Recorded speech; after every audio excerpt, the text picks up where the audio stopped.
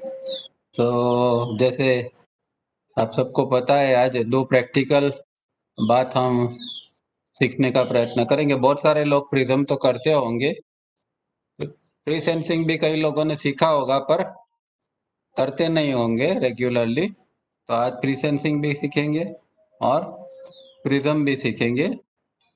Prism में एक बात जो योग सूत्र में मुझे तावड़िया जी की नई जो मिली है, वो मैं बाद में खास शेयर करूंगा, क्योंकि वो आपने कभी भी पढ़ा या सुना नहीं होगा। तो वो हम बाद में ये करेंगे। पहले टेक्निक क्या है, हालांकि ज्यादातर लोगों को पता होगा, फिर भी टेक्निक हम पहले देख लेते हैं कि ये जो है प्रिज्म, इसको प्रिज्म कहते हैं।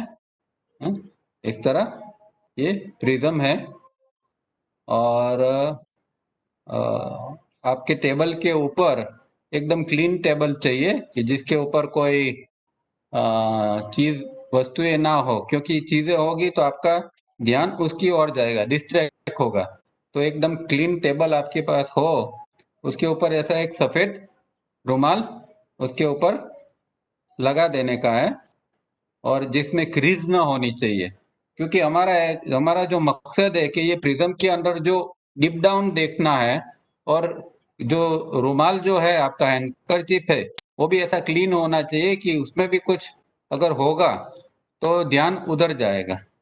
दूसरा बात, ये प्रिज्म जो है साइज है वो 32 बाय 32 का ले सकते हैं या 38 बाय 38 का ले सकते हैं। पहले 38 का यूज करते थे, आजकल लोग 32 का भी यूज करते हैं। तो जो भी अवेलेबल है आपको सर्जिकल स्टोर में मिलेगा। पर ध्यान खास रखना ये है कि उसके अंदर कोई भी स्क्रैच ना हो, ना हो, जरूर ना हो, या बबल ना हो। क्योंकि बबल होगा या स्क्रैच होगा तो फिर आपका ध्यान उसके अंदर जाएगा। हमें हमारा ध्यान को यहाँ फ्री करना है, अटेंशन को फ्री करके अंदर देखना है, न्यूट्रली देखना है। तो इसके लिए ये एकदम क्लीन होना बहुत जरूरी है। ठीक है। तो इसको आप रुमाल बिछाइए, उसके ऊपर इसको, ये जो पॉइंट है ये पॉइंट आपकी ओर होना चाहिए, और ये जो है सरफेस फ्लैट वो बार की ओर रहेगी। इस तरह इसको रखना है। यहाँ कंप्यूटर में मैं बता नहीं सकता हूँ, क्योंकि ये लेवल नीचे जाती है, मेरा हाथ नीचा चला जाता है। पर आप समझ जाएंगे कि इस तरह इसको रखना है। जैसे कि ये रुमाल है, रुमाल के ऊपर ये जो है ये पॉइंटेड भाग अपनी ओर है, और ये फ्लैट भाग जो है वो बार की ओर है। उसके बाद क्या करना है कि हमारा ये जो है आज्ञा चक्र, मतलब अंदर देखना है, तो इस तरह के यहाँ से यहाँ जो प्रिज्म है उसके बीच में 1 फुट का फासला होना चाहिए। तो इस तरह हमारा आंख जो है इसके अंदर आएगी तो आज्ञा चक्र और ये दोनों एक लेवल के अंदर आ जाएंगे। दूसरा जो है, इस तरह हाथ फोल्ड करके बैठना है, ताकि क्या है कि ग्लेयर ना आए और हमारा फिर से ध्यान डिस्ट्रैक्ट ना हो। तो ग्लेयर नहीं आनी चाहिए, खाली फोकस करना है। इसलिए इस तरह हाथ रखना है और प्रिज्म के अंदर देखना है। ठीक है, ये बेसिक चीज है। अब अंदर साहब बताए, हम पढ़ेंगे तावड़िया साहब ने क्या बताया है, उसके अंदर वो स्पष्ट होता जाएगा। Initially, as soon as one looks at the prism, one becomes aware of drifts. Since watching the prism is really watching oneself with the aid of a neutral object. तो पहली बात ये कि ये न्यूट्रल ऑब्जेक्ट है, क्योंकि उसके अंदर कुछ दिखाई नहीं देता। हम और कुछ देखते हैं तो वो ठोस होती है, तो हम उसको देखते हैं और उसके ऊपर से हमें विचार आते हैं। ये चीज ऐसी न्यूट्रल है कि उसके अंदर विचार उत्पन्न होने की कोई संभावना नहीं बनती है। तो एक ये न्यूट्रल चीज है, और इसके अंदर देखने से हमें अपने अंदर की ड्रिफ्ट जो है, वो हमारे अंदर जो विचार चल रहे हैं, ड्रिफ्ट चल रहे हैं, वो हमें पता चलेगा, उसको हम देख पाएंगे। हालांकि वो भी देखना नहीं है, पर उसका पता चलेगा कि देखो ये किस तरह ड्रिफ्ट वगैरह चल रही है अंदर। In the beginning, there will be some reactions and responses to the memory associated impulses. तो शुरुआत में आप देखेंगे तो थोड़ा विचार अलग अलग आते रहेंगे। मेमोरी एसोसिएट इम्पल्सिस जो है वो अंदर आते रहेंगे, मतलब कि भूतकाल के कुछ विचार आप देख रहे हैं, अंदर अंदर तो कुछ है नहीं, पर फिर भी कुछ भूतकाल के विचार जो है आपको आते रहेंगे। कल क्या किया था, परसों क्या किया था, किसके साथ बात हुई थी, ऐसे वैसे कुछ ना कुछ विचार चलते रहेंगे। But there will be gradually disappear, leading to attention that is steady and silent. फिर बाद में आपका जो अटेंशन है वो स्टेडी और साइलेंट होता जाएगा, और एक पॉइंट ऐसा आएगा कि हो सकता है कि ये प्रिज्म जो है वो डिसअपियर हो जाए, या शुरुआत में कई लोगों को वो एक स्प्लिट होता दिखेगा, मतलब जैसे कि एक प्रिज्म है वो टूट गया है और दो प्रिज्म हो गए हैं, मतलब हमारे दो दो आंख है, तो दो आंख से हम एक ही प्रिज्म को नॉर्मली, एक प्रिज्म एक चीज को हम दो आंख से सेंटर में देखते हैं, पर अगर प्रिज्म को ऊपर से देखते हैं तो कई बार ऐसा लगता है कि वो स्प्लिट हो गया है, दो प्रिज्म इसके हो गए हैं, और उसके बाद में आगे जाके वो डिसअपियर हो गया है, ऐसा भी लगेगा। Understand that the prism disappearing is not the purpose of the practice. तो कई लोग इसके पीछे पड़ जाते हैं और बस यही सोचते हैं, प्रैक्टिस करते हैं तो कि भाई 6 महीना हो गया मेरा तो डिसअपियर नहीं हो रहा है, 1 साल हो गया मेरा तो डिसअपियर ही नहीं हो रहा है, अदृश्य नहीं हो रहा है प्रिज्म में, मतलब वो एक फिर सक्सेस का क्राइटेरिया इस तरह बना लेते हैं कि डिसअपियर हो तो ही आप को प्रिज्म आपका अच्छा हुआ है, नहीं तो नहीं हुआ है, ऐसी एक मेंटालिटी बना देते हैं, वो गलत है।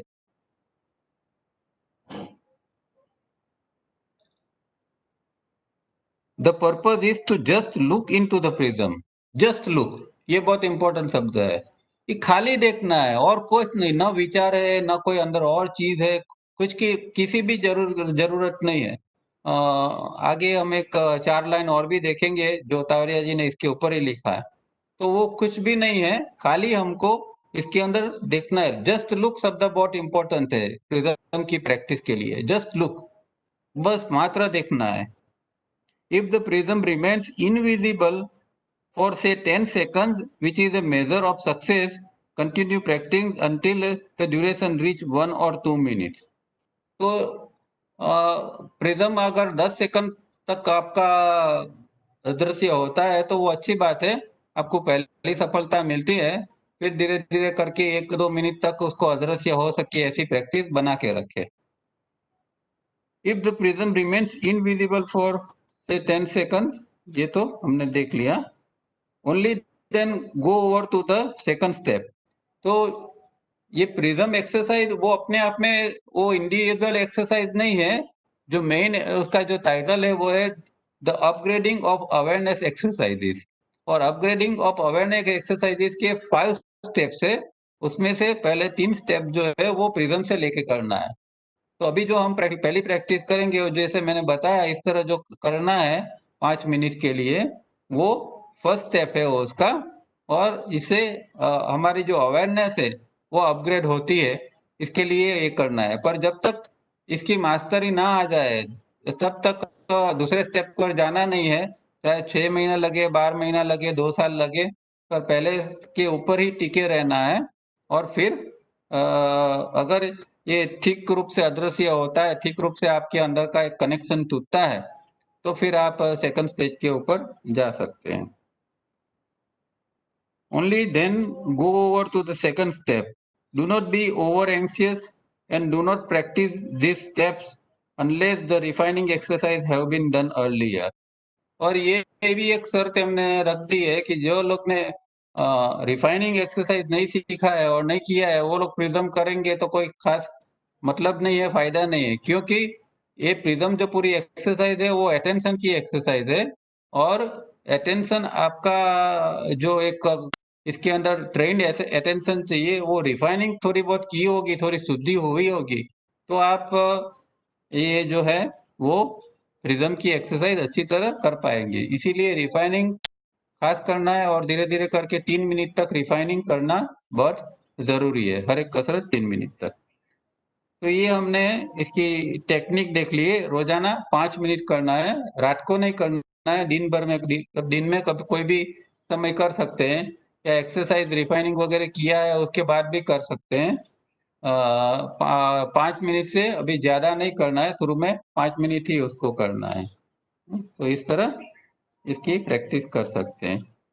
अब इसकी जो थियरी है उसके बारे में, उसका क्या फायदा है या इससे क्या हो सकता है, ये क्या चीज है, कैसी अद्भुत चीज है, वो तावरिया साहब बताते हैं। तो एक ये जो डिस्क्रिप्शन है, स्टेप्स बताए, उसके पहले ही उन्होंने 4 लाइन लिखी है, वो समझने लायक है। Where judgement ceases and the word is mute. तो प्रिज्म किस लिए है? प्रिज्म में आप देखते हैं या प्रिज्म से क्या होता है कि एक वेयर द जजमेंट सीजीज, आप प्रिज्म में देखते देखते देखते एक पॉइंट ऐसा आता है कि यहाँ कोई जजमेंट नहीं है, सब जजमेंट बंद हो गए। And the word is mute, यहाँ कोई शब्द भी नहीं है। तो प्रिज्म देखते देखते कोई जजमेंट, मतलब जजमेंट मतलब क्या अच्छा है क्या बुरा है, क्या पसंदगी है नापसंदगी, कुछ भी अंदर नहीं रहता। क्योंकि प्रिज्म, पहली बात हमने देखी कि प्रिज्म जो है एक न्यूट्रल है, इसके अंदर हम कुछ भी नहीं देख सकते। मतलब प्रिज्म के अंदर एक डीप डाउन देखना है, जितना गहराई से अंदर देख सकते हैं इतने हम गहराई में जाना है, पूरी इंटेंसिटी के साथ करना है। पर अंदर कोई कोई चीज नहीं है, मतलब कोई ऐसा ऑब्जेक्ट नहीं है कि हम कुछ देख सके। तो कोई वहां कोई आपका विचारों में जजमेंट नहीं रहेगा, पसंदगी नापसंदगी कुछ नहीं रहेगा। इसलिए कहते हैं वेयर जजमेंट सीजिस, मतलब यहाँ जजमेंट बंद हो गए हैं। And word is mute. अब जैसे प्रिज्म आप करते हैं तो थोड़े दिन अच्छी तरह प्रैक्टिस होगी, तो आपके अंदर अल्फा स्टेट निर्माण होगा, मतलब कि आपका जो लेफ्ट ब्रेन है वो थोड़ा थोड़ा थोड़ा शांत होते जाएगा। तो विचार जो है, विचार भी एकदम धीमे होते जाएंगे, शांत होते जाएंगे। ये जो है वर्ड इज म्यूट। उसके अंदर फिर ना कोई शब्द रहेंगे, न चैटरिंग रहेगा, मन शांत है और हमारी खाली दृष्टि इसके अंदर है। और जो आंखों से देखना है वो भी एकदम लाइटली देखना है, मतलब एकदम फोर्सफुली आंखें, एकदम फोर्सफुली नहीं देखना है अंदर। एकदम हल्कापन से देखना है, जैसे हम कोई बच्चे को किस तरह देखते हैं इस तरह एकदम लाइटली देखना है। And the unconceived lies, pathless and alone. Unconceived, ऐसी तो कौन सी चीज है दुनिया में कि जो अनकंसीव्ड है, जिसका जन्म नहीं हुआ है, और जिसका जन्म नहीं होता है उसका मृत्यु भी नहीं होता है। तो ऐसी कौन सी चीज है अनकंसीव्ड? क्या सोचते हो आप? एक ही चीज है, एब्सोल्यूट, जिसको हम भगवान कहते हैं, एब्सोल्यूट कहते हैं, ट्रूथ कहते हैं। हाँ, वो ब्रह्म जिसको कहते हैं, वो एब्सोल्यूट जो है वो अनकंसीव्ड है, इसका जन्म नहीं होता है, ना इसका मृत्यु है। तो वो अनकंसीव्ड है और वो अनकंसेप्चुअल है, मतलब कि इसकी कोई विचारना भी नहीं, हम उसका कंसेप्ट भी नहीं है हमारे पास। उसके लिए कोई विचार ही नहीं है कि कोई बोले कि भाई ब्रह्म क्या है, तो आप क्या जवाब देंगे? कोई ऋषि मुनि भी उसका जवाब नहीं दे सकते हैं। इसीलिए सब ऋषि मुनियों ने लास्ट में बोल दिया नेति नेति नेति, न इति, मतलब ये भी नहीं ये भी नहीं, नहीं ये कुछ है ही नहीं, इसके लिए कोई शब्द ही नहीं है, वो है ब्रह्म एब्सोल्यूट। तो यहाँ जो unconceived lies partless and alone, वो पार्टलेस है, जो जो ब्रह्म है, वो जो एब्सोल्यूट है, वो पार्टलेस है, उसका कोई कोई एक चौकस निश्चित मार्ग नहीं है कि आप इस पर चल के वहां तक जा सकते हैं। और वो एलोन है, वो अकेला है। और शुरू शुरू में कृष्णमूर्ति ने जब बोलना चालू किया तब उसका पहला एक बहुत शुरू में इनका ये आता था कि ट्रूथ इज पाथलेस लैंड, जो सत्य है वो एक पाथलेस, जिसका कोई मार्ग नहीं है, ऐसी जगह है, ऐसी लैंड है। तो ये एब्सोल्यूट जो है वो ऐसा ही है।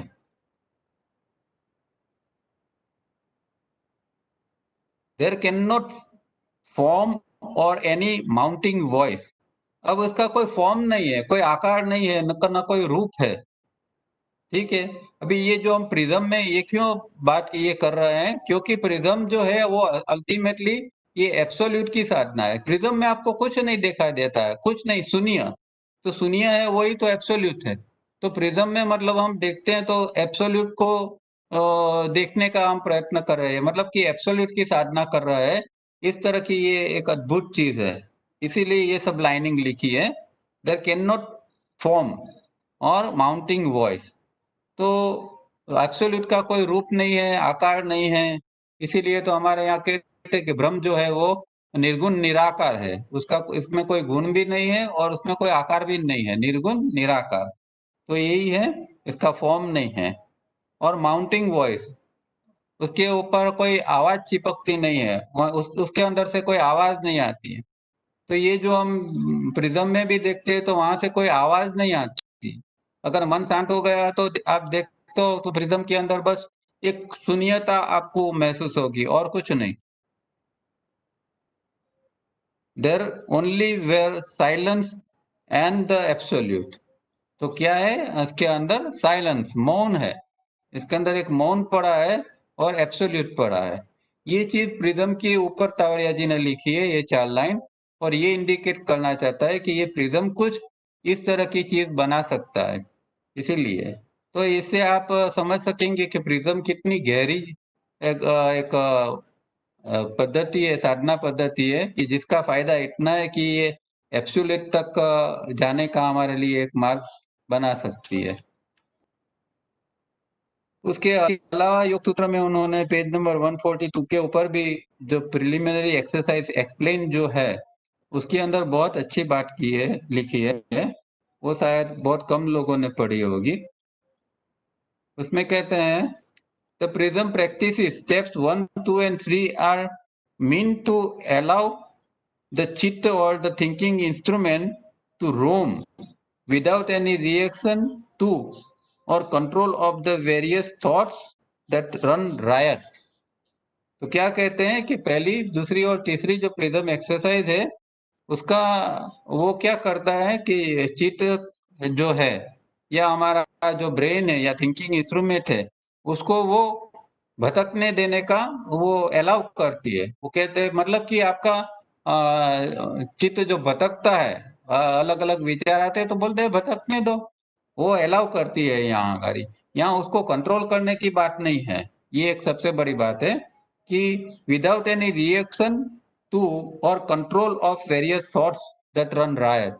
अंदर जो खलबली मची हुई है, रायट जैसा हो गया है, उसको कोई कंट्रोल करना नहीं है। ये प्रिज्म इसके लिए नहीं है कि आप कोई ये थॉट कंट्रोल करने की कोई एक्सरसाइज नहीं है। इसको आने दो, थॉट हो आ रहा है, उसको आप क्या कर सकते हो उसके ऊपर। आपका काम तो खाली प्रिज्म में देखना है, थॉट के साथ कुछ भी नहीं करना है। उसको जो थॉट को जो करना है वो करे।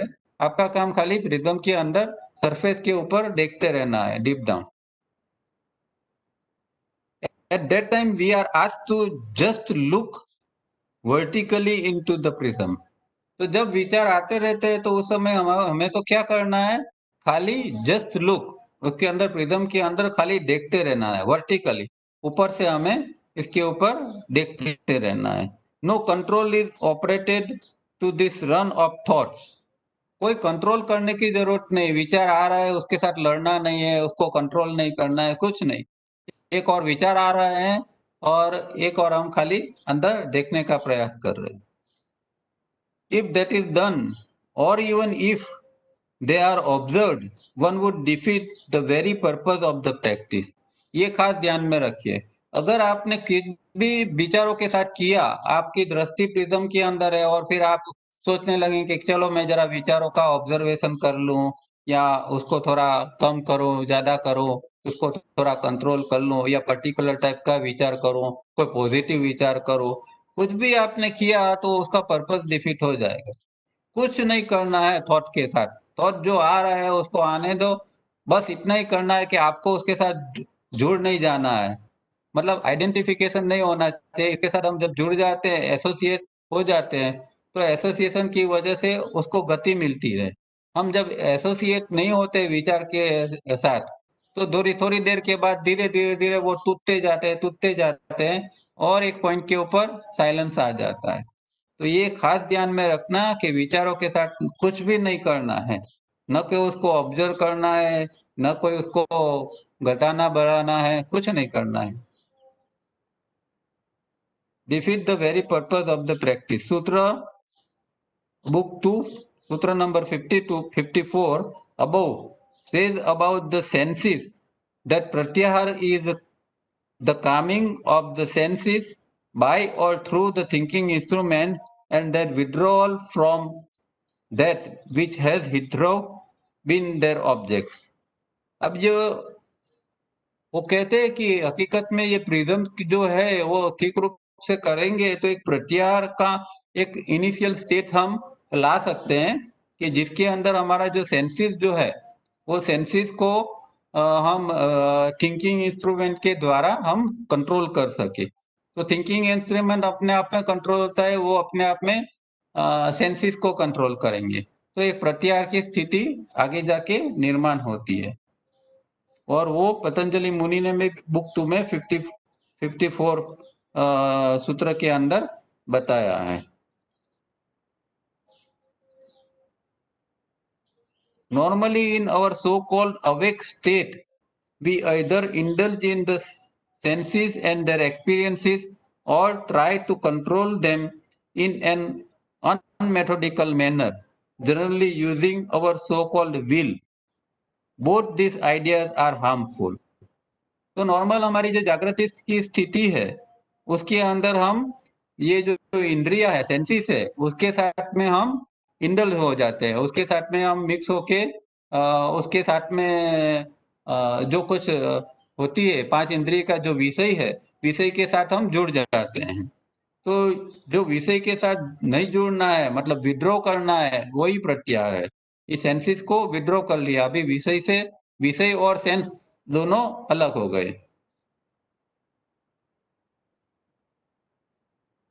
और ये नॉर्मल कोर्स में अनमेथोडिकल मैनर में जनरली लोग करते हैं या फिर विल का उपयोग करते हैं ये सेंसिस को दबाने के लिए। इंद्रिय और विषय को, सेंस ऑर्गन और सेंसिस ये दो चीज है। सेंस ऑर्गन मतलब जो है वो इंद्रिय है, इंद्रिय अंग है, मतलब आंख है वो सेंस ऑर्गन है, और आंख की अंदर की जो दृष्टि है, देखने की जो शक्ति है, कैपेसिटी है, वो सेंस है। तो सेंस और सेंस ऑर्गन्स दो चीज अलग है। आंख है और आंख की दृष्टि अलग है। नाक है और नाक का जो स्मेल की जो शक्ति है वो अलग है। The secret of mind control or control over the thinking instrument, and through the thinking instrument, the control of the senses and the sense organs is brought about by simply looking at them.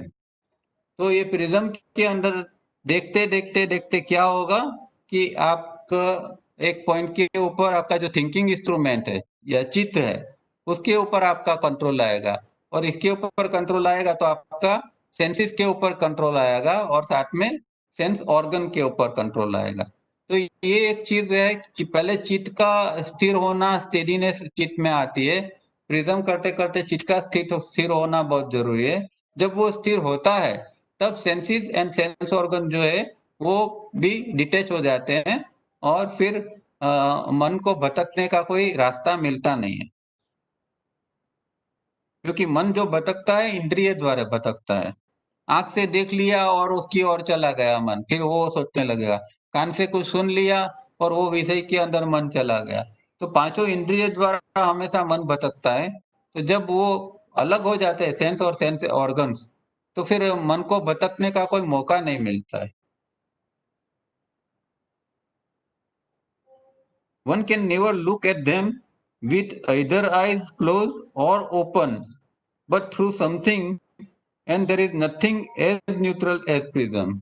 तो हमेशा हम कोई चीज जो देखते हैं, अगर खुली आंखें बंद आंख में अगर हम विचारों को देखते हैं या खुली आंख में कोई चीज देखते हैं, वस्तु देखते हैं, तो मतलब थ्रू हम देखते हैं। अगर एक पेड़ को हम देखते हैं तो पेड़ के लिए जो हमारा विचार है, हम डायरेक्ट विचार को नहीं देख सकते, पर जो पेड़ है, पेड़ को हम देखते हैं, ट्री को देखते हैं, तब हमारे अंदर के जो विचार निकलते हैं और उसको हम जान सकते हैं। तो ये जो हमेशा एक एक बीच में एक मीडियम रहता है, पर वो कहते हैं आगे के प्रिज्म के अंदर कोई मीडियम ही नहीं है, इसलिए आप जो प्रिज्म में देखेंगे वो एकदम न्यूट्रल होगा।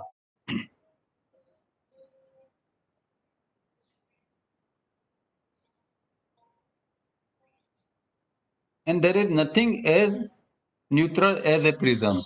और प्रिज्म के जैसा कोई न्यूट्रल चीज नहीं है, बाकी हर चीज के अंदर हम थ्रू देखते हैं। ये प्रिज्म के अंदर एक ये न्यूट्रल चीज है, उसके अंदर और कुछ देखने का है ही नहीं। One does not comment or suggest a remedy while just looking. Indeed, they are not even observed while just looking. तो न कोई अंदर विचार चल रहा है, उसको देखना है, न उसके ऊपर कुछ कमेंट करना है, न कोई सजेशन देना है, कुछ भी नहीं करना है, बस विचार को इग्नोर करो। आगे ये बताएंगे कि जैसे कोई व्यक्ति हम पसंद पसंद नहीं है तो हम क्या करते हैं, उसको इग्नोर करते हैं। इसी तरह विचारों को खाली इग्नोर करो, उसके साथ जुड़ो मत, एसोसिएट मत हो। One may argue that it may take an eternity for them to calm down by such means. तो अलग अलग मेथड से करते हैं तो वो इटर्निटी भी चली जाती है ये थिंकिंग इंस्ट्रूमेंट को शांत करने के लिए। That is why the prism is place not to play a part but to indicate whether you have been or have not been just looking. तो प्रिज्म जो है वो एक आपकी कसौटी है, प्रिज्म से पता चलता है कि आप देख रहे हैं या नहीं देख रहे हैं। दोनों चीज इसके अंदर क्लियर होती है, क्योंकि नहीं देख रहे हैं तो आपको पता नहीं है, देख रहे हैं तो आपको पता है। तो दो ही स्थिति अंदर बनती है। और जब हम अंदर देख रहे हैं और फिर हम गुम हो गए, तो जब वापिस हम आएंगे तब पता चलेगा कि ओ मैं तो यहाँ नहीं था। और जब अगर आप है तो एक प्रेजेंट का अनुभव हमेशा रहता है, पर जब प्रेजेंट नहीं है तो जब दोबारा प्रेजेंट आती है तब हमको पता चलता है कि हाँ भाई मैं तो प्रेजेंट था ही नहीं इतने समय तक, आधा घंटा या अमुक समय के लिए मैं तो कहीं गुम हो गया था। ये प्रिज्म के अंदर पता चलता है, क्योंकि प्रिज्म में बार बार ऐसा होता है कि थोड़ा अटेंशन लगता है, उसके बाद में कुछ थोड़े थोड़े बहुत विचार आ जाते हैं, वो खींच के ले जाता है। फिर से थोड़ा अटेंशन हम पकड़ के रखते हैं, अभी कुछ कुछ सेकंड न हुई, उसके बाद में वापस विचार हमको खींच के ले जाएंगे। तो ये एक रमत ये हमेशा शुरुआत में बहुत समय तक चलती रहती है। फिर अभ्यास जब बढ़ता है और उसके साथ में थ्री स्टेप रिफाइनिंग वगैरह से अच्छी तरह करते हैं, तो फिर एक प्रिज्म के अंदर एक स्टेडीनेस आती है हमारी। The time required is just 5 minutes daily. One does not tire the eyes so that the prism may disappear.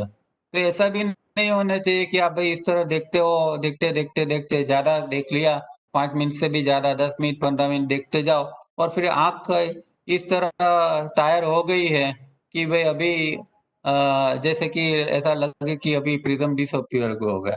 तो ये तो एक छलावा हो जाएगा, कोई और ढंग से इसको डिसअपियर नहीं करना। खाली 5 मिनट देखो और डिसअपियर होता है तो ठीक है, नहीं होता है तो भी कोई बात नहीं। उस दौरान जो विचार शांत होते जाएंगे उसका भी एक मजा है, उसके बाद आपको और आनंद मिलेगा। तो कोई जरूरी नहीं है कि प्रिज्म अदृश्य होता है कि नहीं। अगर आप थोड़े समय के लिए विचारों से भी ऊपर उठते हैं तो वो भी एक बहुत बड़ी उपलब्धि है, क्योंकि एक अंदर अल्फा स्टेट निर्माण हो जाता है, लेफ्ट ब्रेन शांत हो जाता है, तो उसकी भी एक मजा है। तो बहुत इसका टेंशन लेने की जरूरत नहीं है कि भाई हमारा प्रिज्म अदृश्य हो रहा है या नहीं।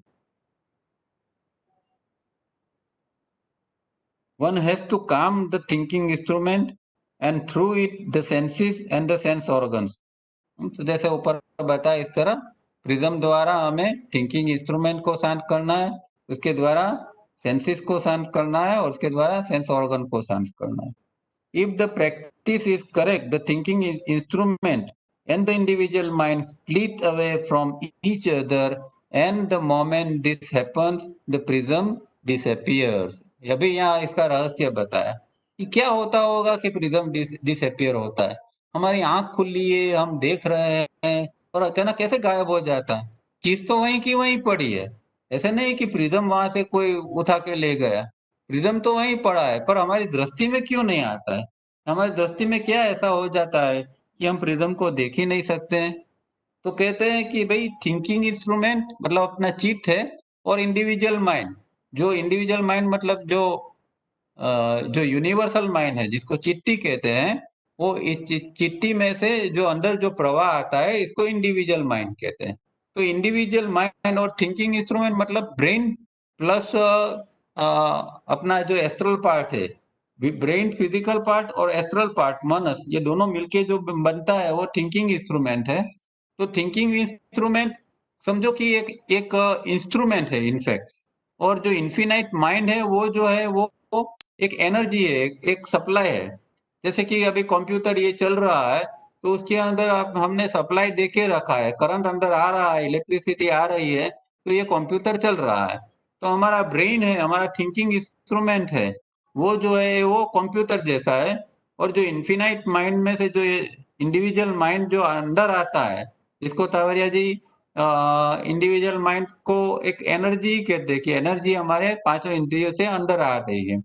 तो वो एक करंट आ रहा है, इसके द्वारा ब्रेन चलता है। अगर वो करंट नहीं आता है तो ब्रेन काम नहीं कर सकता है, क्योंकि ब्रेन कंप्यूटर जैसा है और कंप्यूटर को हमें करंट तो देना ही पड़ेगा। तो इंडिविजुअल माइंड वो करंट है, ये स्पष्टता होनी चाहिए हमारे अंदर। और जब ये प्रिज्म करते हैं तो एक पॉइंट के ऊपर वो हो जाता है कि ये दोनों स्प्लिट हो जाते हैं, थोड़ी क्षण के लिए ये अलग हो जाता है। इन्फिनाइट माइंड थिंकिंग इंस्ट्रूमेंट को ये सप्लाई देना बंद कर देता है फॉर फ्रैक्शन ऑफ टाइम। तो अभी थिंकिंग इंस्ट्रूमेंट मतलब ब्रेन जो है वो उसका काम करना बंद हो गया, उसका काम करना बंद हो गया, इसीलिए प्रिज्म दिखाई नहीं देता। ऐसा नहीं है कि प्रिज्म वहां से कोई गुम हो गया, प्रिज्म तो वहीं पड़ा है, पर क्योंकि अभी अंदर का कनेक्शन टूट गया ब्रेन का, तो कनेक्शन टूट जाता है तो प्रिज्म देखना बंद हो जाता है। ये एकदम इम्पोर्टेंट बात है, ये खास समझ लो कि क्या होता है, प्रोसेस क्या होता है ब्रेन के अंदर। हाँ, ये नहीं समझोगे फिर काम करोगे तो कोई फायदा नहीं है आपके अंदर। जब ये डिसअपियर होता है तो कितनी बड़ी घटना होती है कि एक स्प्लिट ये दोनों हो जाते हैं, और ये बहुत बड़ी घटना है, क्योंकि आप कुछ भी कर लो इस तरह स्प्लिट होना बहुत मुश्किल होता है। और एक सेकंड के लिए भी स्प्लिट हो गया तो एक अंदर एक नई एनर्जी का फ्लो आ जाता है। It indicates that your disregard of any thought has been total. अब इसको वो हम दूसरे और कोई भी विचार वगैरह है उसको हम डिसरिगार्ड करते हैं, इनडिफरेंट हो जाते हैं, इससे हमें कुछ लेना देना नहीं, हमें खाली प्रिज्म के अंदर ही देखना है। Besides, no sooner does the individual mind separates or detach from the thinking instrument pratyahar proper, then the catalyst effect of the individual mind ceases and the thinking instrument by itself is powerless to form a single thought. तो ये वो वही बात है कि जब individual mind जो है वो थिंकिंग इंस्ट्रूमेंट के साथ कट हो जाता है वहां, तो उसको वो पावर जो दे रहा है वो थिंकिंग इंस्ट्रूमेंट को अभी पावर नहीं मिल रहा है, वो पावर कट हो जाता है, इसलिए वो पावरलेस हो गया अभी थिंकिंग इंस्ट्रूमेंट। और इसीलिए वो पावरलेस हो गया तो वो कोई विचार बना नहीं सकता है। हाँ? तो ये अंदर घटना घटती है कि अंदर का सप्लाई जो है, जो पांच इंद्रियों से आ रहा है, उसको टेम्पोररीली हम सस्पेंस कर देते हैं, सस्पेंस करते हैं। मतलब कि एक एक एक वहां एक कटआउट आ जाता है कि जिसकी वजह से ब्रेन जो उसको पावर मिलता था और काम करता था वो वहां टेम्पररीली बंद हो गया, और इसलिए वहां विचार का बनना भी बंद हो गया। दिस में last for a fraction of a moment only. तो ये बहुत कम समय के लिए होता है, ज्यादा समय नहीं हो सकता, क्योंकि ज्यादा समय ये होता है तो कुछ और परिणाम भी आ सकते हैं। इसलिए ये शुरू में तो बहुत कम होता है। जो योगी लोग हैं वो लंबे समय तक इसका डिस्कनेक्ट कर सकते हैं, पर सामान्य व्यक्ति के लिए लंबा समय डिस्कनेक्ट करना अच्छा नहीं है। With the thinking instrument humbled because it always believed that it was the source of all thought, the sense and sense organs come to a stop.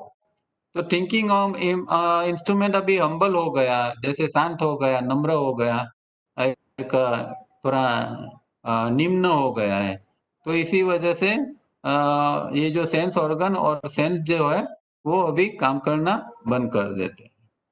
तो ये प्रिज्म के लिए उन्होंने खास इतनी सारी चीजें बताई है, और खास ये ध्यान में रखना है। एक और बात भी उसमें आगे है, वो भी देख लेते हैं। Have you ever subjected someone or yourself been subjected to total disregard as if that person or yourself did not exist?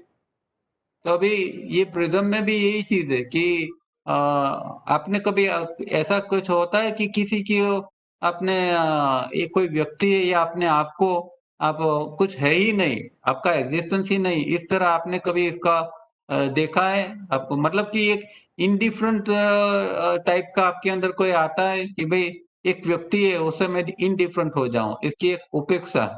उपेक्षा मतलब वो उपेक्षा के अर्थ में नहीं है, तिरस्कार के अर्थ में उपेक्षा नहीं है, पर इनडिफरेंट के, इनडिफरेंट मतलब वो डिसरिगार्ड हो जाता है कि ये व्यक्ति है या नहीं है कोई फर्क नहीं पड़ता है मुझे, मैं इसको नोटिस ही नहीं कर रहा हूँ। तो कभी आपने आपको ऐसा इस तरह महसूस किया है कि जैसे आप है ही नहीं, या कोई ऐसी व्यक्ति को महसूस किया है? क्योंकि ये प्रिज्म रिलेटेड बात है, इसीलिए ये ऐसा पूछते हैं। It is a better, stronger response and far more effective than getting angry. तो अगर जो गुस्से होते हैं और जो हमें एक जो हमारा रिस्पॉन्स होता है, इससे ये जो इंडिफरेंट होना जो है वो फार बेटर और स्ट्रॉन्गर रिस्पॉन्स को कहते हैं। This practice is to have to be perform to realise the impact they can have on body brain system. तो ये सब प्रैक्टिसेस है, उसका प्रत्याहार की प्रैक्टिसेस और प्रिज्म की ये सब अलग अलग प्रैक्टिसेस है, उसका हमारा बॉडी ब्रेन सिस्टम के ऊपर क्या इम्पैक्ट है वो भी हमें रियलाइज करना चाहिए। तो इतना इन्होंने प्रिज्म के बारे में बताया है। ये बहुत गहरी गहरी बातें बताई है उसमें, और प्रत्याहार की स्थिति बताई है। तो जब आप आगे हो सकता है कि प्रत्याहार की स्थिति का जो बेसिक काम है वो भी इसमें बन सकता है, अगर आप सिंसियर है, रेगुलरली करते हैं, और इसके साथ में थ्री स्टेप रिफाइनिंग सब कुछ अगर अच्छी तरह होता है तो ये प्रिज्म आपको इस तरह हेल्प करेगा। तो अभी इसको दूसरे टॉपिक पर जाए उससे पहले किसी को कोई प्रश्न है तो यहाँ हम इसके प्रश्न ले लेते हैं, बाद में दूसरा जो टॉपिक है प्री सेंसिंग, इसके ऊपर जाएंगे। तो किसी को प्रश्न है तो म्यूट खोल के पूछ सकते हैं।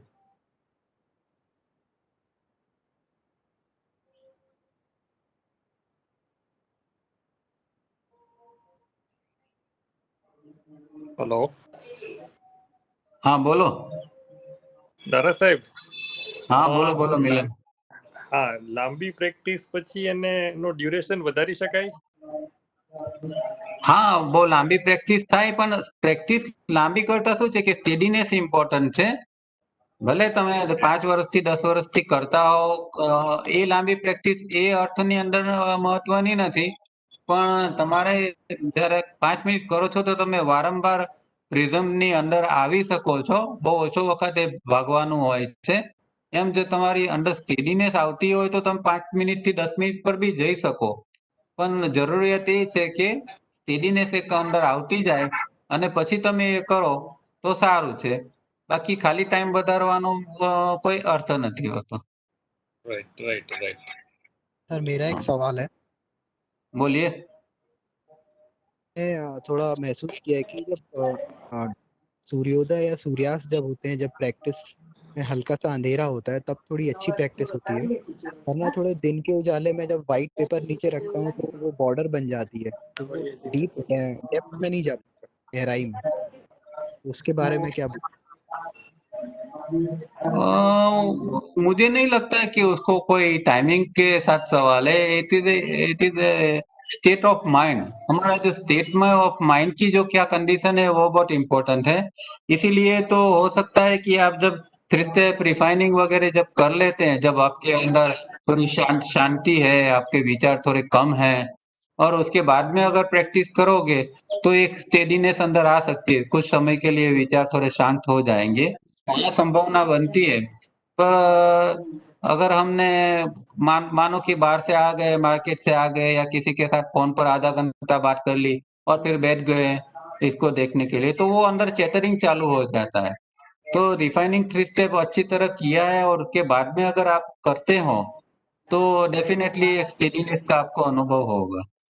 स्टेडीनेस का नहीं था सवाल सर, जो हम A4 साइज शीट रखते हैं या हैंकी रखते हैं, तो उसमें उसके जो थ्रेड्स रहते हैं वो थ्रेड्स मुझे ऑब्जेक्ट बन जाते हैं। अच्छा वो उसके मतलब रुमाल के जो थ्रेड है वो आपको डिस्ट्रैक्ट करते हैं, आप ऐसा कह रहे हैं?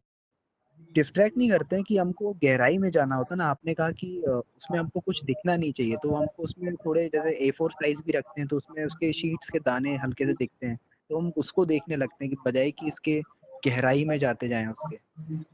वो वही कह रहा हूँ ना कि क्योंकि वो माइंड जो है वो सरफेस लेवल के ऊपर है। माइंड अपने आप में थोड़ा शांत होगा ना तो वो अंदर जाएगा, वो फिर कोई दाना नहीं देखेगा कि ना कोई उसके थ्रेड देखेगा और किसके ऊपर उसका अटेंशन जाएगा ही नहीं। वो अगर शांत होना जरूरी है तो वो डीप डाउन होता जाएगा। तो ये इसीलिए मैं कह रहा हूँ कि थोड़ा थ्री स्टेप रिफाइनिंग अगर अच्छा होता है उसके बाद आप करोगे तो फिर आपकी और ग्रिप आ जाएगी। और शुरुआत में ये सब हो सकता है, पर धीरे धीरे करके लंबी प्रैक्टिस करोगे तो आपकी ग्रिप और भी अच्छी आ जाएगी। ये छोटे मोटे ऐसे ऑब्स्टिकल्स तो आते हैं, उसकी बहुत परवाह करने की जरूरत नहीं है। आप काम करते जाओ और अच्छी तरह इससे पहले थोड़ा थ्री स्टेप वगैरह करके करोगे तो डेफिनेटली आपकी स्टेडीनेस आप फील कर सकोगे। सवाल और था, अ, तावड़े जी ने उसमें लिखा था कि अपने को सिर्फ उस लुक। हाँ बोलिए, किसका प्रश्न क्या था? जी सर, मैं बोल रहा था कि उसमें तावड़े जी ने लिखा था कि हमको लुक इनटू द प्रिज्म करना है, लेकिन हाँ ये हमको एक्टिव करना है, मतलब थोड़ा ध्यान लगा के करना है या थोड़ा पैसिवली करना है, रिलैक्स होके करना है? देखो, माइंड जो है वो पैसिव करना है पर हमारी अंदर की इंटेंसिटी बनी रहनी चाहिए। माइंड जो है, माइंड को हम पैसिव कर देते हैं, मतलब हमारी की जो जो विचार वगैरह जो है उसको हम पैसिव कर देते हैं, पर हमारे अंदर एक इंटेंसिटी एक आ जानी चाहिए। इंटेंसिटी ये होनी चाहिए कि I want to see something, I want to see myself. Suppose आपको बोला जाए कि आपको जो चाहिए वो इसके अंदर ही पड़ा है, आपको पैसा चाहिए इसके अंदर से मिलेगा, आपको ये चाहिए वो चाहिए, जो चाहिए इसके अंदर से मिलेगा, तो आपको कैसे इंटेंसिटी आ जाती है? तो पहले तो आपके अंदर एक इंटेंसिटी आनी चाहिए कि what ever I want I will get through it. ऐसा एक अंदर एक ये बात आ जानी चाहिए, और इस इंटेंसिटी के साथ करोगे तो वही संभावना बनती है इसके अंदर। ठीक है? Sir curiosity. और कोई?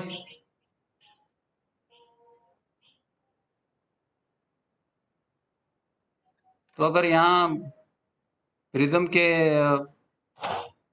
ये नहीं है तो शॉर्ट में हम प्री सेंसिंग को भी देख लेते हैं। तावरिया जी ने डिस्कोर्सिस 2 में एक सर टेक्निक नमस्कार। दी है। सर हाँ प्रशांत। हाँ सर बोलिए। ये प्रिज्म एक्सरसाइज कितना दिन करना है सर? अरे मेरे भाई, जिंदगी भर करना है। ये सवाल ही कभी मत पूछना योग के अंदर कि ये कितने दिन करना है। ठीक है इसमें सर। बात तो आ गई कि भाई प्रिज्म की फर्स्ट एक्सरसाइज है, उसके ऊपर मास्टरी आएगी तो फिर सेकंड के ऊपर जाना है, फिर थर्ड के ऊपर जाना है, फिर और दो है। तो फिर ये तो जिंदगी भर का सवाल आ गया कि नहीं?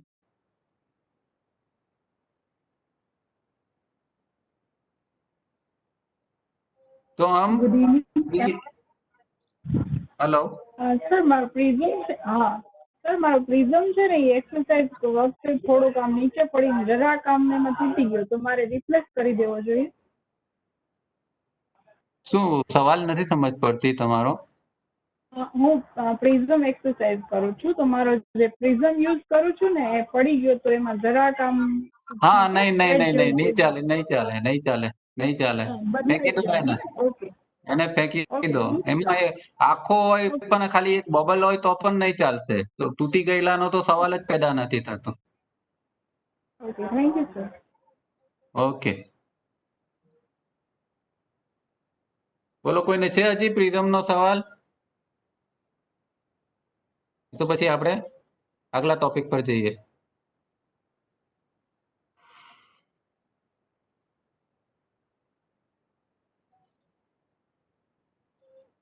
ठीक है, तो दूसरा टॉपिक लेते हैं, प्री सेंसिंग मेडिटेशन। तो तावरिया जी ने डिस्कोर्सिस 2 जब लिखा था, मतलब लिखा तो नहीं है, वो तो जब बॉम्बे में मीटिंग में वो बोलते थे उसके ऊपर से हमने डिस्कोर्सेस तो बनाए हैं। तो जो 82 83 में या 84 में जो उनके लेक्चर्स थे, उसमें उन्होंने एक लेक्चर प्री सेंसिंग मेडिटेशन के ऊपर दिया हुआ था। एक में एक बहुत अच्छी एक शॉर्ट टेक्निक है, ये जो हम अभी जो प्रिज्म की बात करते थे या फिर ये अल्फा स्टेट लाने की जो बात करते हैं, वही स्टेट निर्माण करने के लिए प्री सेंसिंग मेडिटेशन की एक टेक्निक बताई है उन्होंने। तो उसके अंदर क्या करना है कि शांति से बैठना है, और सब आवाज कुछ भी नहीं आनी चाहिए, शांति होनी चाहिए। और शुरू में 3 स्टेप का मशीन भी बंद कर देना है, और आपको पहले संवेदना लेनी है। तो जो श्वास आपके अंदर आंख बंद करके आप पहले देखते हैं कि आपका जो नोस्ट्रिल है, दो नोस्ट्रिल में से कौन से नोस्ट्रिल से आपका श्वास चल रहा है, अच्छी तरह क्लियर श्वास की कौन से नोस्ट्रिल से चल रहा है। तो राइट और लेफ्ट दोनों में से जो एक क्लियर श्वास चल रहा हो, उसके अंदर की संवेदना जो है उसको लेना है। संवेदना मतलब कि आप जब श्वास लेते हैं तो अंदर नाक के अंदर कहीं टच होता है, जब श्वास आप निकालते हो तो फिर वो भी कहीं अंदर टच होता है। तो 2-4 श्वास पहले लेके हमें एक संवेदना को पकड़ना है, संवेदना को तय करना है कि ये पिन पॉइंट है जहाँ ये श्वास वहां टच होता है। तो ये एक हमें महसूस होता है कि हाँ ये श्वास यहाँ टच होके अंदर गया। जब श्वास निकलता है तो पता चलता है कि यहाँ एक श्वास टच होके बाहर निकला है। तो वो संवेदना को पकड़ के रखना है, उसके अलावा कोई और विचार नहीं आने चाहिए। फिर प्रिज्म की तरह ही हमको लेना है कि अगर विचार आते हैं तो उसके साथ हम इंडल्जेंस उसका नहीं होगा, इसका साथ हम एसोसिएट नहीं होंगे, विचार को परे रखेंगे। हमारा काम खाली संवेदना को देखते रहना है। उसके साथ में उन्होंने और भी 1-2 चीज बताई है कि ये चीज आसान हो इसलिए कि भाई जब श्वास आपका अंदर आता है तो आप मन के अंदर बोलना है इन, और जब श्वास आपका बाहर आता है तो आपको बोलना है आउट। तो श्वास आपका नॉर्मल है, जरूरी नहीं है कि यहाँ 3 स्टेप चालू हो, जो भी श्वास चल रहा है खाली आप अंदर संवेदना को देखते हैं, और जैसे ही श्वास आया अंदर तो इन, श्वास बाहर निकला तो आउट। तो इन आउट हमेशा आपका चालू रहना चाहिए। ये भी शुरुआत 5 मिनट से करना है, और इसमें भी फिर टाइम ज्यादा बढ़ा सकते हैं। पर ये भी जैसे प्रिज्म की तरह ही आपका जब इन आउट बोलना बंद हो जाएगा तो समझना कि भाई अभी दिमाग भटकने के लिए गया है। मतलब कि दिमाग भटकने के लिए जाएगा तब आपका इन आउट बोलना बंद हो जाएगा। तो ये एक मेजरमेंट दिया है कि इन आउट बोलना चालू रहना चाहिए। दूसरा जो है वो अंदर जो संवेदना कहाँ बनी रहती है उसको रखना है। और तीसरा, कभी 5 इंद्रिय से कोई आवाज सुनी या कुछ भी कोई घटित हुआ तो उसको इग्नोर करना है। इग्नोर करने के लिए क्या करना है कि वो चीज हुई उसका एक शब्द बोल देना है और वापस फिर वो संवेदना के ऊपर आ जाना है। जैसे आपने कोई घंटी की आवाज सुनी, तो घंटी की आवाज सुनी कि वो इमीडिएटली आपको मन में ही बोलना है कि बेल, बस एक शॉर्ट में बेल, इतना शब्द बोल दिया, मतलब नोटिस कर लिया उसको, फिर छोड़ दिया, और फिर आप वो इमीडिएटली सेंसेशन के ऊपर आ गए। तो इस तरह आपको करते जाना है ये टेक्निक को 5 मिनट, फिर आगे जाके आप 10 मिनट कर सकते हैं। तो इसको प्री सेंसिंग मेडिटेशन कहते हैं।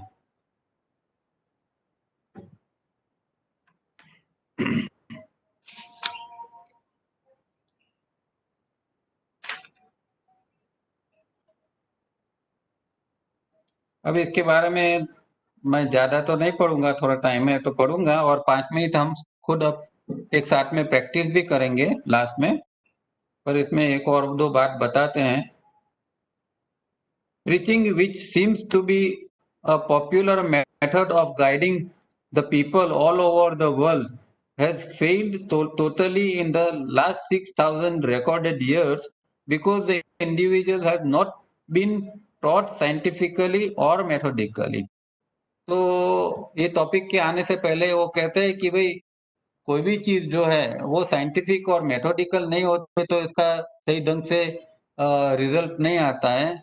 और अंतिम 6000 वर्षों में जो स्पिरिचुअल जो सब प्रवृत्तियां हुई है, उसमें कोई इतना खास ये चीज निकल के नहीं है, या कोई खास ज्यादा लोग ये एनलाइटनमेंट या बौद्धत्व या मोक्ष जिसको कहते हैं, वो बहुत कम लोगों ने ये 6000 सालों के अंदर किया है।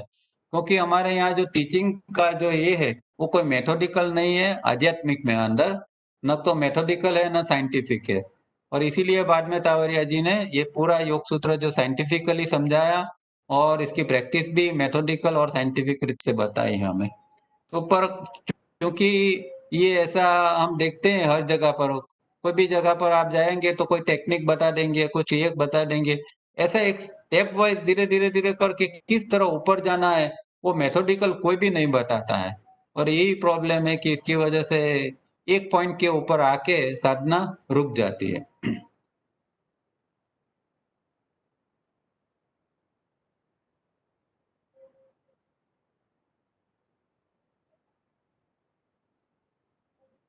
And after all, yam and niyam, asana and pranayam are to be made a part of life and are not mere sermon. तो ये जो है सब कुछ आसन प्राणायाम वगैरह एक लाइफ का पार्ट बन जाना चाहिए, यम नियम वगैरह लाइफ का पार्ट बन जाना चाहिए, तो ही वो उससे कुछ रिजल्ट मिलता है। अब आगे टेक्निक के बारे में क्या लिखा है वो थोड़ा देख लेते हैं, फिर प्रैक्टिस करेंगे।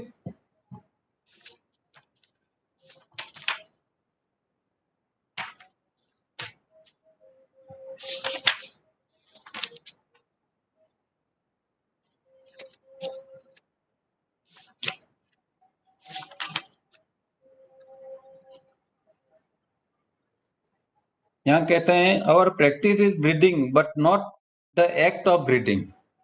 तो ब्रीदिंग की प्रैक्टिस है, मतलब कि ब्रीदिंग को वॉच करना है, नॉट एक्ट ऑफ ब्रीदिंग। एक ब्रीदिंग किस तरह चल रहा है वो यहाँ नहीं है, खाली ब्रीदिंग को वॉच करना वही हमारी प्रैक्टिस है। When we normally breathe in and out, observe where the air or breath going in and coming out strike the inside of the nose. जैसे मैंने बताया कि अंदर कहाँ वो स्ट्राइक होता है, वहां कहाँ टच होता है, उसको ऑब्जर्व करना है। Do not be conscious of breathing, for breathing is not our practice, but the feeling, sensation of breathing is our practice. तो हमारा इसमें सेंसेशन जो है वो बहुत इंपॉर्टेंट है। अब क्यों ये प्रैक्टिस करना है, सेंसेशन क्या है? सेंसेशन जो है हमेशा हमारे सबकॉन्शियस या कोर ब्रेन के साथ इसका कनेक्शन है। तो जब हम एक ये करते हैं, प्री सेंसिंग करते हैं या प्रिज्म करते हैं, और फिर हम जब इसका कनेक्शन जब हमारा कोर ब्रेन के साथ हो जाता है, तो वहाँ कोर ब्रेन के अंदर बहुत सारी शक्ति छुपी हुई होती है, वो निकल के बाहर आती है। तो इसीलिए ये सेंसेशन और सबकॉन्शियस को बहुत गहरा संबंध है। सेंसेशन को अगर पकड़ के रखते हैं तो हम धीरे धीरे धीरे करके कोर ब्रेन तक पहुंच सकते हैं। So do not make your breathing fast or slow or shallow or deep, just normal breathing. But the practice is to observe the spot where the breath touches the inside of the nose, coming in and going out. The practice is to observe sensation. You may close your eyes if it helps. तो आंख बंद करो, ठीक लगे तो खुली रखो, जो भी करो, पर खाली सेंसेशन ऑब्जर्व करना यही इसका टेक्निक का पार्ट है। Be actively aware to keep attention on practice. ये महत्व की बात है, आपको एक्टिवली अवेयर होना है इसके अंदर और अटेंशन को फोकस करना है। This will need a steady posture, comfortable, any posture that suits your, whether sitting on the floor or in a chair, but keep the spine straight and head erect. तो कहाँ भी आप बैठकर कर सकते हैं, पोस्चर यहाँ महत्वपूर्ण है। तो कंफर्टेबल पोस्चर होना चाहिए। आप चेयर पर बैठकर भी कर सकते हैं, फ्लोर पर बैठकर भी कर सकते हैं, पलंग में भी कर सकते हैं, पर ये जो स्पाइन है वो थोड़ी सीधी रहनी चाहिए और ये जो नेक है वो इरेक्ट रहनी चाहिए, हेड इरेक्ट रहना चाहिए। So at first take a few breaths and pin the spot in your individual case before you start your practice. तो पहले हमें वो स्पॉट को ढूंढना है। Once you have pinpointed the spot, then only begin your practice. और जब spot मिल जाता है फिर आप प्रैक्टिस शुरू कर सकते हैं। During practice, when you breathe in, say in, and when you breathe out, say out. तो मैंने बताया इस तरह, जब श्वास निकलता है तो इन, श्वास निकलता है तो आउट, श्वास अंदर जाता है तो इन। या फिर अगर आपको हिंदी में गुजराती में बोलना है अंदर बाहर, वो भी बोल सकते हैं, कोई भी शब्द बोल सकते हैं।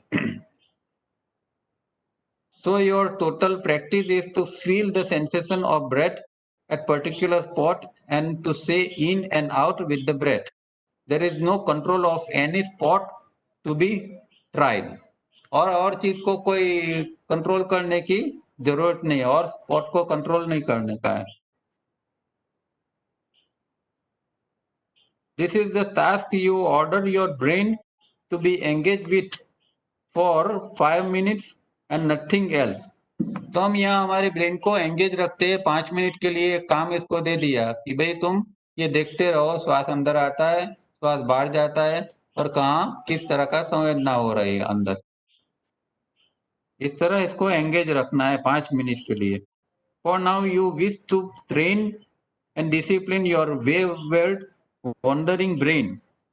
तो हमारा इस तरह हम इसको वॉन्डरिंग ब्रेन है उसको हम ट्रेन और डिसिप्लिन में लाने के लिए ये करते हैं।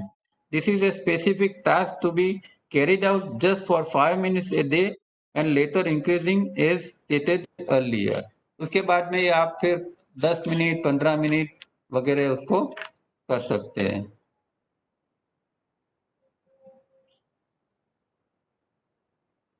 Now your trouble will begin. You have ordered your brain to do this specific work for 5 minutes and not be engaged in any other activity. अब जब आप इसको ये काम सौंपेंगे ब्रेन को, तो यहाँ कुछ ट्रबल ब्रेन चालू कर देगा। कैसे? For ages you have never ordered your brain. हमने कभी भी हमारे ब्रेन को हमने ऑर्डर ही नहीं दिया है, जो ब्रेन में आता है वही करते हैं। ब्रेन कहता है, या जिसको हम मन कहते हैं कि भाई मुझे खाना है तो खाने दौड़ गए, पीना है तो पीने दौड़े, पिक्चर देखना है तो टीवी खोल लिया, ये करना है तो उधर चले गए। तो हम कभी भी ब्रेन को हमने ऑर्डर नहीं दिया है या कोई स्पेसिफिक टास्क में जुड़ा नहीं है कि भाई थोड़े समय के लिए यही करना है। Now see and experience it's rebellion. It is immediately on the war path to humiliate you. अब वो एक जैसे दुश्मन की तरह आपके साथ पेश आने लगेगा, वो एक रिबेलियन हो जाएगा आपके सामने, वो रिबेलियन की तरह वो एक्ट करेगा। Who are you to order this brain of yours? तो ब्रेन हमें ही कहता है कि भाई who are you? It will do anything else except what you have ordered to do it. आप वो दूसरा कुछ भी करने के लिए तैयार होगा, पर आपने ऑर्डर क्यों किया? ऑर्डर किया वो उसको पसंद नहीं है, तो वो नहीं करेगा। आपने कहा कि भाई ये जरा देख अंदर संवेदना को, नहीं वो नहीं, इसके अलावा और कुछ भी करने के लिए तैयार है, पर क्यों? आपने ऑर्डर क्यों किया? ये ब्रेन के साथ हमारा हमेशा एक, जब इससे का साथ पाला पड़ता है तो हमेशा एक प्रॉब्लम आता है, ब्रेन हमारी बात मानने को तैयार ही नहीं होता है। It is your over spoiled child.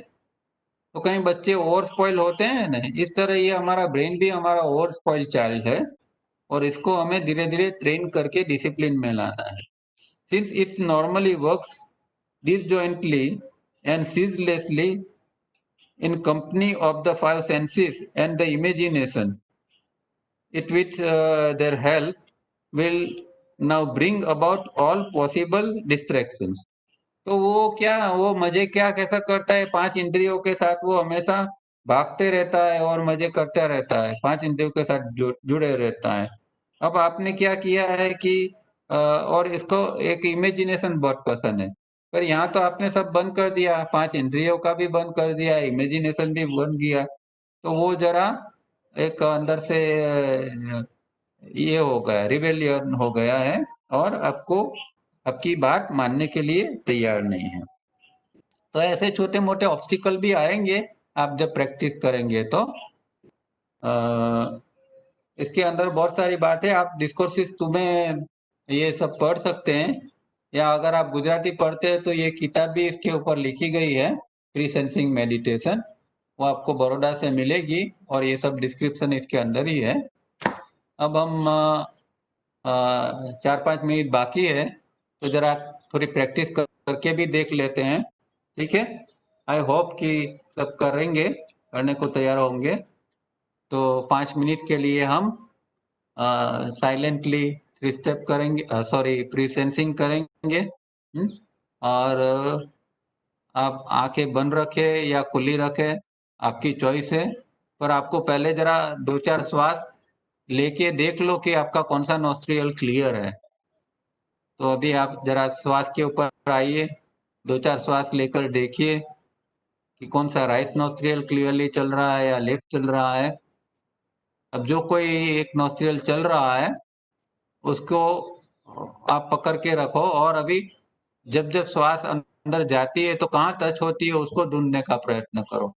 उसमें भी हो सकता है तुरंत में ही पकड़ में आएगा, थोड़ी प्रैक्टिस करनी पड़ेगी, 4 बार करके देखो कोई स्पॉट कहाँ टच होता है। और जब श्वास निकालते हो तो भी देखो कि कहाँ श्वास टच होता है।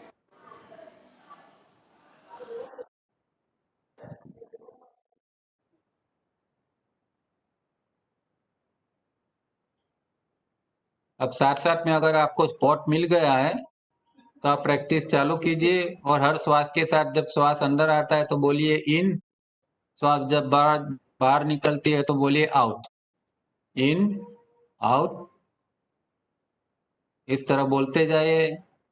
दिमाग को शांत करते जाइए, विचारों को शांत करते जाए। विचारों में हमें इंडल्ज नहीं होना है, विचारों के साथ जुड़ना नहीं है। आपका काम खाली जो अंदर जो संवेदना है उसको लेना है, आपका ध्यान संवेदना के प्रति रहना चाहिए।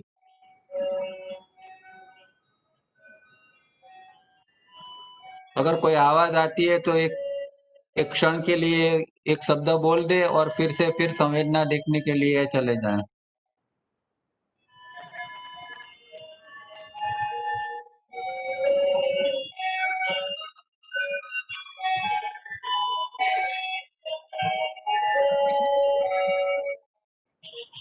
In out.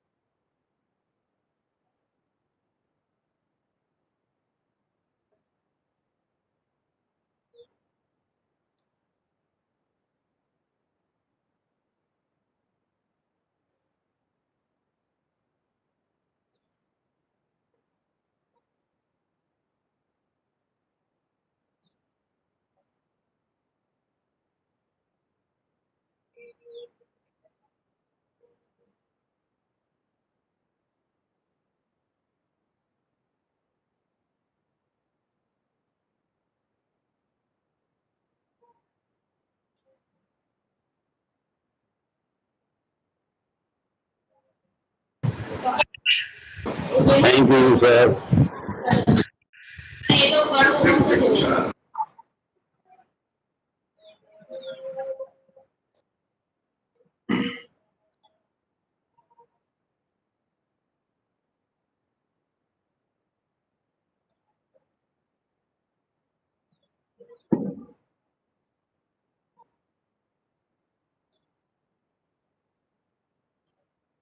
बस धीरे धीरे करके आंखें खोलिए, नॉर्मल हो जाए।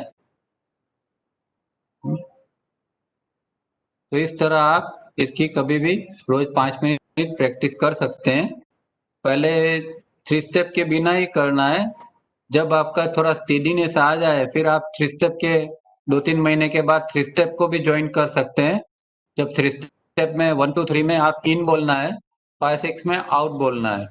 तो जो लोग पुराने हैं और लंबे समय से 3 स्टेप कर रहे हैं वो लोग 3 स्टेप के साथ भी ये प्री सेंसिंग कर सकेंगे। और जब ये ऑब्स्टिकल्स आते हैं तो किस तरह से निपटना है वो भी हम धीरे धीरे सीख सकते हैं। ठीक है, अब मुझे लगता है कि सिंपल है, खास कोई प्रश्न नहीं होगा। फिर भी किसी को प्रश्न है तो शॉर्ट में पूछ सकते हैं क्योंकि समय अपना हो रहा है यहाँ। आई होप कि समझ में आ गया होगा।